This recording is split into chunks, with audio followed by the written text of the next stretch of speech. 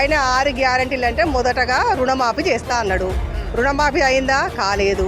20,000 కావచ్చు, 30,000 కావచ్చు, 50,000 ఇంట్రెస్ట్ ఏదైతే ఉన్నదో పైన అమౌంట్ 2 లక్షల రుణమాఫీ అవుతుంది అనేసి వాళ్ళు పోయేసి అందరు ఇంట్రెస్ట్ కట్టుకొచ్చుకున్నారు. కానీ ఇంతవరకు 2 లక్షల రుణమాఫీ కాలేదు. తర్వాత ఇది ఒకటే కాకుండా పంటలకి కేసీఆర్ గారు ఉండగా రైతు బంధు అనేది జూలైలో వచ్చేది, డిసెంబర్ లో వచ్చేది. కరెక్ట్ గా మనం పంటలు వేసే అనుగుణ కాలానికి కేసీఆర్ గారు రైతు బంధు వేశారు. అది వేయలేదు. ఇటు బ్యాంక్ లో ఇంట్రెస్ట్ కట్టి పెట్టుకున్నారు, ఇటు రైతు బంధు లేదు. ఇక వారు రైతులను ఏం చేయమంటారు? ఇప్పుడు కళ్ళాల కాడికి వస్తే ఒడ్లు కొనే పరిస్థితి లేదు. అది ఒడ్లు ఒకవేళ పంపినా కూడా డబ్బులు వేస్తారా అయ్యారా కూడా గ్యారంటీ లేదు. ఎందుకంటే రుణమాఫీ మేము చేస్తాము, ఏది 9వ తారీఖు నేను 7వ తారీఖు ముఖ్యమంత్రి గారు సంతకం పెట్టగానే రుణమాఫీ మొత్తం చేస్తా అన్నాడు. చేసిండా? చేయలే కదా. ఎట్లా నమ్ముతారు? గ్రౌండ్ లో అయితే మీలాంటి ఛానల్స్, టీవీ ఛానల్స్ అయితే చేస్తారు కదా వరకు.